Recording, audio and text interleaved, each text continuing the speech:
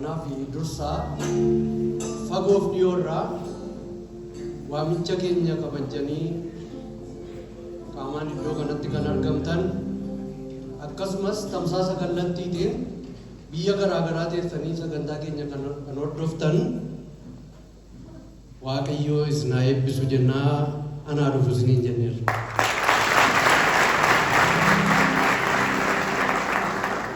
Itti fufuudhaan Waaqayyoon isaa haala hin mijanne hedduu keessa akkasumas wanta hin darbamne keessa nu dabarsee waan keessaan oolamne keessaa nu oolchee bara waan baay'eetiin dagatamuu dabarsee guyyaa yaadatamuuf guyyaa ulfinaa kana sanuu kenne Waaqayyoon hin jedhame maqaan isaa eebbifamu.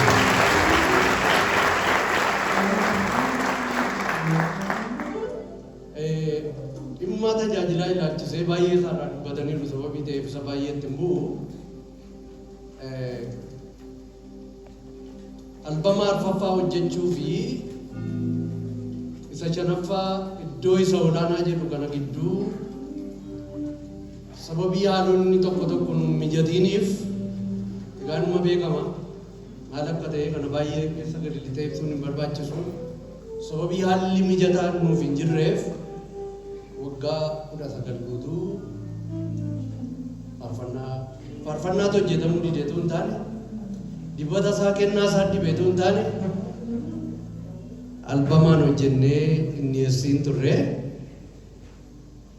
akkaataa inni kun itti fufe garuu seenaa waa xinnoo dubbachuun dirqama. Albamni keenya shanaffaan kun iddoo isa olaanaa inni jedhu kun kadhataaf gara waldaa araaraa gaafa deemnu raajiin Masarat haala nuun keessa jirru ergaa nu wajjiniin haasa'anii booddee maaf faarfannaan hojjettan isa jedhamu erga nu wajjiniin mari'atanii isinin deeggaraa albama shanaffaa kana itti fufan jedhanii deeggarsa miidiyaatti bahee hundumtiyyuu beeku nuuf taasisanii Waaqayyo isaan eebbisu nuuf jedha.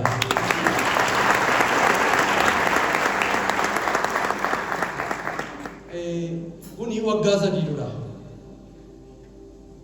Waggaa 3 kanas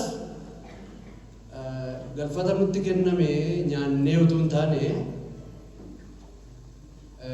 stuudiyoo keessas xiqqoo haalli nama tuttursu hin jira turree waan hundumtuu gaafa tutturan itti dabalaa deema.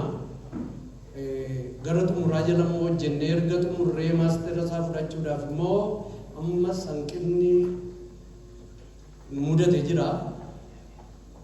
Faarfannaa keenya kana jalqabaaf dhuma iddoo lamatti irreeti jechuudha akka nuun itti waan kana xumurannee isarratti immoo obbo Ifaa Nagaasaa waan nu hanqate kana dhaga'anii isarratti immoo isaan deeggarsa nuuf godhanii akka maastera kaaseta keenyaa kana fudhannee harkatti qabannuuf immoo isaantu deeggarsa nuuf taasisee isaaniinis Waaqayyo isin haa eebbisu nuuf jedha.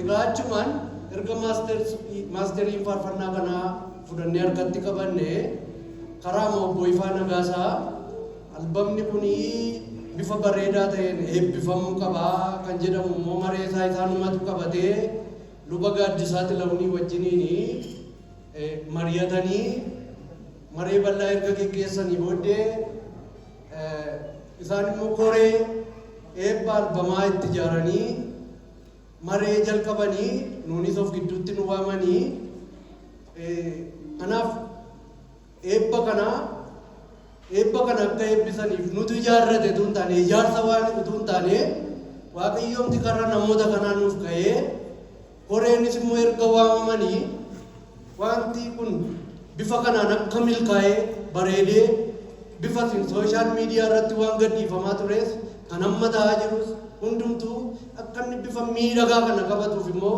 koreen kunis yeroo jalqabanii kaasanii aktiivili irratti hojjetanii jechuudha waan hundumaa bifa miidhagaa kanaan akka achi as baanu taasisaniiru Waaqayyo isaan haa eebbisu nuuf jedha.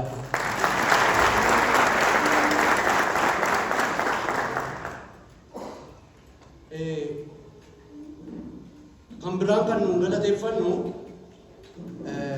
yeroo adda addaatti afgaaffii nuuf gochuudhaan yaada keessa keenya jiru saba keenyatti achi baasuudhaan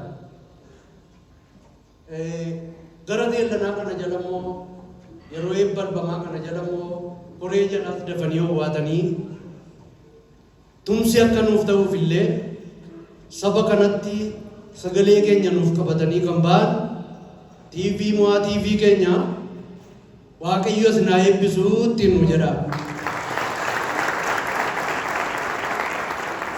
Dhugaadhumatti hojii isin hin beekne hojii baay'ee hojjetaniiru isaanii. TV mo'aa irraa dhaga'ee nama baay'eetu deeggarsa nuuf taasise. Kana gaa hunda isaa dubbachuun hin danda'amu.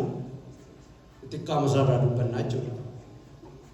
Inni kan biraan guyyaa irraa kana nus ta'ee warri baandii kunis ta'ee warri nu ajjabanis bifa kanaan faayyamnee bareennee akka mul'annuuf immoo kan seenaan kiloosisii yookiin immoo warra manaa faarfataa keenya jaallatamaa guyyaa irraattis nu tajaajiluuf argamee warra manaa guutuu shifarraa Waaqayyo si haa eebbisu nu jedhaa nu galateeffata. Warri manaa faarfattoota keenya nu jajjabaachaa jiru.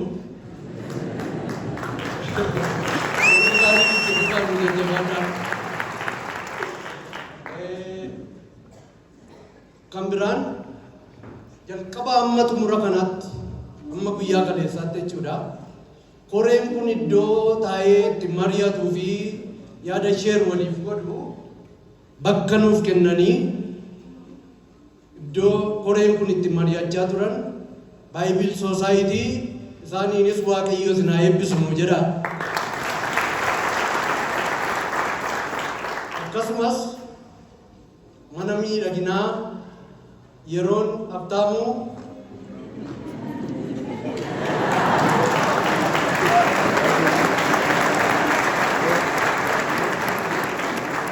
kanatti dammituus bareechitee mucaa keenyas bareechitee kan isin dura dhaabachiiftee ishees nu galateeffadha.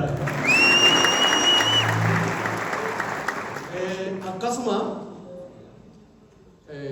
dhugaadhuma nuuni wanta nuuni yaadne waan baay'eetu nuuf ta'e ijaarsa waan tokko hin ijaarranne sama dhugaati. Nama TikTokii kanarrattis haa ta'u sooshaal miidiyaa kanarra waan deddeebi'aa ture akka namni itti dammaqee ijoolleen TikTokeroonnis haa ta'u namni nuun hin beeknes kan nuun beeknus guyyaa guyyaadhaan itti dabalaa kan bule kana Waaqayyo matu nu dammaqsee milkaa'ina keenyatti gammadanii warra akka kanatti irratti nuuf hirmaachaa turan hunduma keessan Waaqayyo isin haa eebbisu nu eebbisa.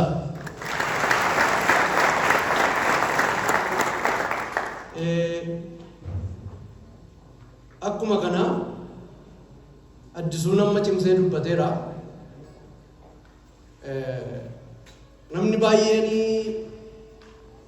albama qopheeffatee jechuudha faarfannaa hojjetee iddootti eebbifatu dhabee rakkata. Nuumtillee yoo baafnee dubbachuudha baanne wanti nu quunnamee jira. Garuu waldaan kun gammachuu guddaadhaan nuuf simatanii iddoo kana nuuf kennanii eebba albama keenyaa kana waan milkeessaniif baay'ee nu galateeffadha. Waaqayyo nama eebbifama. Egaa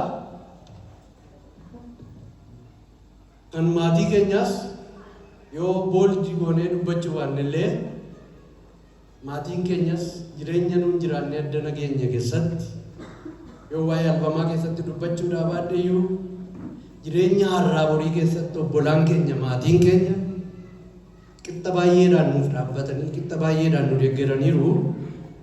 Isaaniin illee Waaqayyo isaan haa eebbisu jennaa isaaniin illee nu eebbisa. Egaa kanatti fufnee immoo faarfannaa wanta nuuni hundumaa daqiiqaa kana gidduutti dubbachuun hin danda'amu. Kanaaf iyyuu wanta nun daganne itti guutaa nuuf fudhadhaa. Baay'ee sin jaallanna jaalala nutti argisiiftaniif hunduma keessaniyyuu jaalalaaf kabaja nutti argisiiftaniif Waaqayyoo sin haa kabaju. Nus immoo kana booddee jaalalaan gadi jennee sin tajaajilla.